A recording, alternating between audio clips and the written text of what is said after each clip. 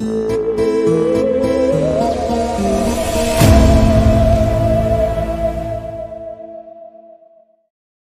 का समय था। आसमान पर काले बादल छाए हुए थे। हवा की एक अजीब सी सरसराहट पूरे गांव में गूंज रही थी। चारों तरफ अंधेरा था। सिर्फ कभी कभी आसमान में बिजली चमकती तो खेतों में खड़ी लंबी लंबी फसलें किसी भूतिया परछाई की तरह हिलती और माहौल और भी डरावना हो जाता। उन फसलों की सरसराहट ऐसी लग रही थी जैसे वे चुपके चुपके कोई भयानक रहस्य आपस में साझा कर रही हो। राघव, जो पास के गांव का एक सीधा साधा किसान था, उसकी जिंदगी खेत और परिवार के बीच सिमटी हुई थी। उसने अपनी जिंदगी में कभी किसी भूत प्रेत की कहानी पर यकीन नहीं किया था, लेकिन उस रात उसने जो देखा और झेला, उसने उसकी जिंदगी हमेशा के लिए बदल दी और उसे एक ऐसी सच्चाई का सामना करना पड़ा जिसने उसके सारे विश्वासों को हिलाकर रख दिया। राघव उस रात शहर से लौट रहा था।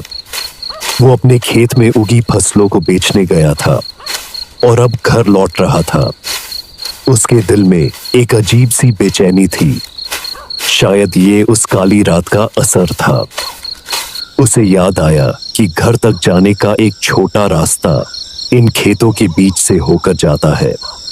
वो रास्ता लगभग आधा समय बचा सकता था। मजबूरी में वो पैदल ही खेतों की ओर चल पड़ा। उसके हाथ में एक पुरानी लालटेन थी। वो धीरे धीरे आगे बढ़ा। उसके मन में बेचैनी बढ़ती जा रही थी।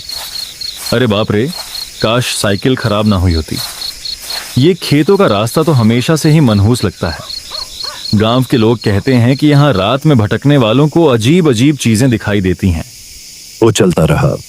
हवा कभी उसके कानों में अजीब सी फुसफुसाहट करती तो कभी पीछे से कदमों की आहट सुनाई देती।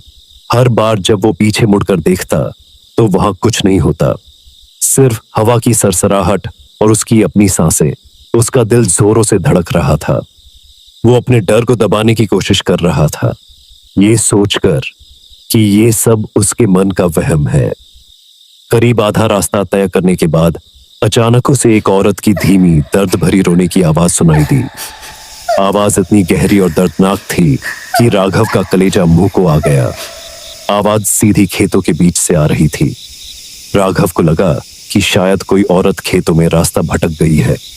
राघव डर के मारे पसीना पसीना हो गया। उसने अपनी हिम्मत बटोरी और ऊंची आवाज में पूछा, कौन है वहां? कोई परेशानी है क्या? राघव ने सोचा, एक इंसान मुसीबत में है, मुझे उसकी मदद करनी चाहिए। इस विचार ने उसके डर को कुछ हद तक कम कर दिया। वो धीरे धीरे लालटेन उठाकर खेतों की ओर बढ़ा।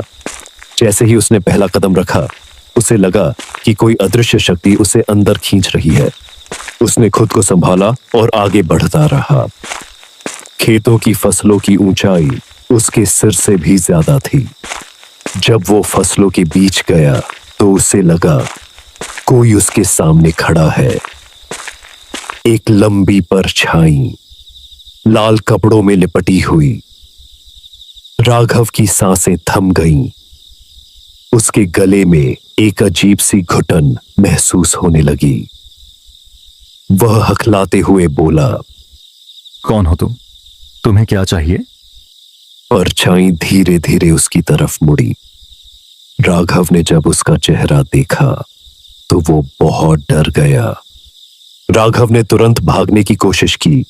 उसने जिस रास्ते से अंदर आया था उस रास्ते की ओर भागा, लेकिन जिस जगह से वो अंदर आया था वो रास्ता गायब हो चुका था। हर तरफ सिर्फ ऊंची ऊंची फसलें और उनके बीच से आती अजीब सी सरसराहट। उसे लगा जैसे ये फसलें हिल नहीं रही बल्कि सांस ले रही हैं। उसके पैर कीचड़ में धंसने लगे। वो बेतहाशा भागा, लेकिन जितना भागता उतना ही उसी जगह लौट आता। ये एक अजीब और डरावना चक्रव्यूह था। वह घबराकर चिल्लाया, मुझे जाने दो, मुझे यहां से निकलने दो। लेकिन उसकी आवाज खेतों में गूंज कर रह गई, जैसे कोई उसकी आवाज को खा गया हो। अचानक उसके सामने वही औरत आ गई। अब उसका चेहरा साफ था, जैसे किसी ने उसे आग में जला दिया हो। उसकी लाल आंखें अंधेरे में चमक रही थीं और उसके लंबे नुकीले दांत किसी शिकारी की तरह बाहर निकले हुए थे। वो धीरे धीरे हंसने लगी। वो हंसी इतनी खतरनाक थी कि राघव के कान सुन्न हो गए। वो बोली, तुम आ ही गए। हम तुम्हारा ही इंतजार कर रहे थे। अब कभी वापस नहीं जा पाओगे। उसकी आवाज राघव के दिमाग में गूंजने लगी। राघव के पैरों तले जमीन खिसक गई। उसने दौड़ने की कोशिश की, लेकिन उसके पैर जमीन में बुरी तरह जम गए। वो गिर पड़ा और अपनी सांसों को काबू करने की कोशिश करने लगा। वो औरत खेत के बीच खड़ी होकर चीखने लगी। उसकी चीख इतनी तेज थी कि राघव को लगा कि उसकी आत्मा शरीर से बाहर निकल रही है। इस चीख के साथ ही राघव के दिमाग में उस औरत की कहानी चलने लगी। वो इस खेत के पिछले मालिक की पत्नी थी। उस मालिक ने अपनी पत्नी की हत्या कर दी थी और उसकी लाश को इसी खेत में दफन कर दिया था, ताकि उसकी जमीन किसी और को न देनी पड़े। मरने से पहले उस औरत ने अपनी जमीन और अपने पति को श्राप दिया था। उसने कहा था कि ये खेत हमेशा भूखा रहेगा और हर रात उन लोगों को निगलेगा जो उसके पास से गुजरेंगे। वो औरत धीरे धीरे राघव के पास आई। उसकी आंखों में खून उतर आया था। उसने कहा, अब तुम भी इस खेत का हिस्सा बनोगे, हमेशा के लिए। तुम्हारा शरीर इस जमीन को और ताकत देगा। राघव का गला घुटने लगा। उसकी चीख दब गई। उसने महसूस किया कि वो अब बस एक याद बनकर रह जाएगा। उसकी आत्मा ने शरीर को छोड़ दिया और वो भी उन सैकड़ों आत्माओं में शामिल हो गया जो उस खेत में हमेशा के लिए फंस गई थीं। सुबह जब गांव के लोग खेतों की तरफ गए तो उन्हें राघव की टूटी हुई लालटेन मिली। उसके पास ही कुछ कीचड़ और पैरों के निशान थे, लेकिन राघव कहीं नहीं था। लोगों ने कहा, फिर एक और इस खेत की बलि चढ़ गया। यही वजह है कि कोई रात में यहां से नहीं गुजरता। उनके चेहरे पर डर साफ झलक रहा था और खेत वैसे ही शांत खड़ा था, मानो कुछ हुआ ही ना हो। सूरज की रोशनी में वो एक साधारण खेत लग रहा था, जिसमें हरी भरी फसलें उग रही थीं। लेकिन गांव के लोग जानते थे कि इस शांति के पीछे एक भयानक रहस्य छिपा था। उस दिन के बाद राघव कभी किसी को दिखाई नहीं दिया।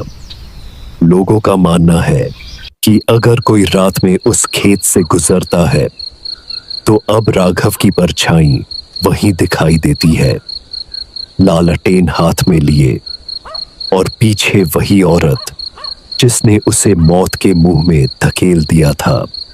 उस खेत का नाम आज भी गांव में डरावना खेत के नाम से लिया जाता है। ये कहानी एक भयानक सबक है कि कुछ जगहों को उनकी शांति और खूबसूरती के लिए नहीं, बल्कि उनके गहरे काले इतिहास के लिए याद किया जाता है। राघव की कहानी एक ऐसी सच्चाई है जो गांव के लोग आज भी एक दूसरे को सुनाते हैं, ताकि कोई और उस भयानक रात का शिकार न बने।